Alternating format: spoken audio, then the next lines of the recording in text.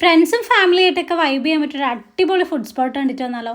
നമ്മുടെ സ്വന്തം കുളപ്പ ഹൊറിസോൺ സ്കൂളിൻ്റെ അടുത്താണ് ലൊക്കേഷൻ വരുന്നത്, ചിൽക്കീസ് റെസ്റ്റോറൻറ്റ്.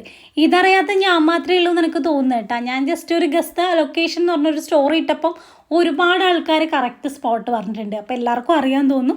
എങ്കിലും അറിയാത്തവർക്ക് വേണ്ടി ജസ്റ്റ് ഷെയർ ചെയ്യുന്ന ഫസ്റ്റ് ടൈം ആട്ടോ ഞാനിവിടെ വരുന്നത്.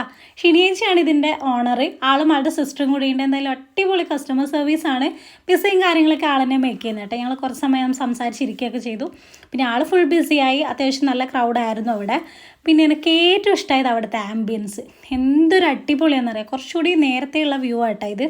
നല്ല ബ്യൂട്ടിഫുള്ളായിട്ട് ആ ഒരു ഏരിയ അവർ കീപ്പ് ചെയ്തിട്ടുണ്ട്. നല്ല ഭംഗിയായിട്ട് പ്ലാന്റ്സ് കാര്യങ്ങളൊക്കെ വെച്ച് നല്ല കൃത്യമായി മെയിൻറ്റെയിൻ ചെയ്ത് വെച്ചിട്ടുണ്ട്.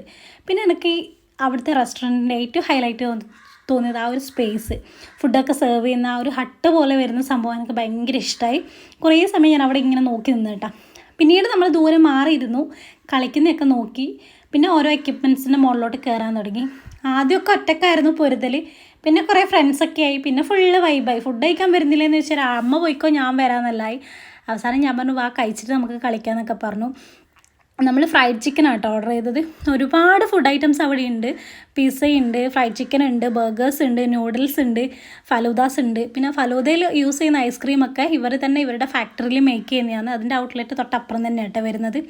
എന്തായാലും ഫുഡൊക്കെ അടിപൊളിയായിരുന്നു, ഒരു രക്ഷയില്ല. എനിക്കിഷ്ടമായി. ഞാൻ നോർമലി ഇതുപോലുള്ള ഫുഡ്സ് അധികം കഴിക്കാത്ത ഒരാളാണ്, പക്ഷേ എനിക്കിഷ്ടമായി. നല്ല ടേസ്റ്റ് ഉണ്ട്. അങ്ങനെ പിന്നെയും നമ്മൾ കുറേ കാഴ്ചകളൊക്കെ കണ്ടു. പിന്നെ എടുത്തു പറയേണ്ട ഒരു കാര്യം എന്ന് വെച്ചാൽ ചെറിയ ചാറ്റൽ മഴ ഉണ്ടായിരുന്നേ. ആ ഒരു വൈബ് വേറെ തന്നെയായിരുന്നു.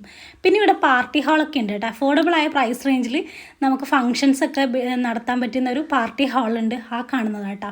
അവിടെ ആൾക്കാരുള്ളതുകൊണ്ട് അകത്ത് കയറി വീഡിയോസൊന്നും എടുത്തിട്ടില്ല. പിന്നെ ഒന്നുകൂടി നമ്മൾ ഇവിടുത്തെ കാഴ്ചകളൊക്കെ കണ്ടു. മുകളിലൊരു ഹട്ട് റൂമുണ്ട്, അവിടെ നിന്ന് എടുത്ത വ്യൂ ആട്ടോ ഇത്. അടിപൊളിയാണ്. അവിടെയും നമുക്ക് ഫുഡൊക്കെ കഴിക്കാനൊക്കെ ഇരിക്കാം. അപ്പോൾ ഇന്നത്തെ വീഡിയോ ഇത്രയുള്ളൂ. ബൈ. അടുത്ത വ്ളോഗായിട്ട് വരാം.